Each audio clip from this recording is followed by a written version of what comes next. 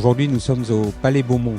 Nous accueillons le Deep Tech Tour qui est l'occasion pour nous de montrer les créateurs d'entreprises issus des territoires, issus des laboratoires de recherche de l'université.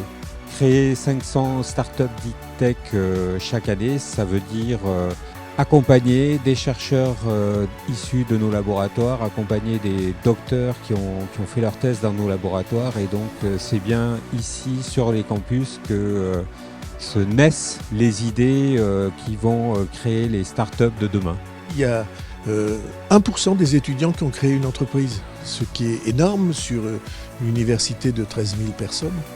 Et donc c'est pour nous un motif de fierté d'accueillir le Deep Tech Tour, et puis c'est un motif de fierté d'avoir su créer un biotope favorable à la recherche, à l'entreprise, à la créativité et à la création de nouvelles entreprises fondées sur la technologie et sur la recherche. Venant de la recherche académique, pour nous c'était important de prouver qu'il pouvait y avoir aussi des réussites dans le monde commercial.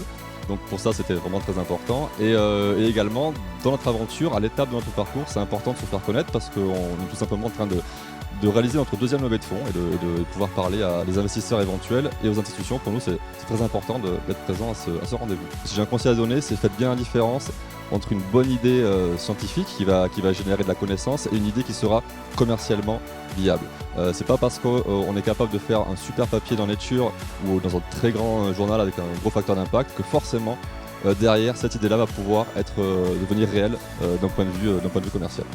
La recherche et l'entrepreneuriat, c'est vraiment le cœur de la Deep Tech. La Deep Tech se nourrit de travaux de recherche parfois qui prennent leurs racines dans 10, 20, 30 ans de recherche. Et donc, c'est grâce à ces travaux qu'on peut ensuite créer des produits, des services de rupture.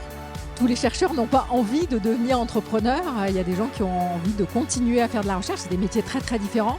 Mais on voit qu'on a beaucoup de chercheurs qui passent sans difficulté du rôle de chercheur au rôle d'entrepreneur. C'est un état d'esprit différent, donc ça nécessite de l'accompagnement. À la fois, il y a plein de gens qui peuvent les aider, et maintenant, leurs employeurs académiques sont prêts à leur donner du temps. Voilà, il y a multiples façons de s'engager, de multiples acteurs qui peuvent aider, et puis aussi beaucoup de moyens qui sont aujourd'hui apportés. Donc, il faut y aller, si on a envie.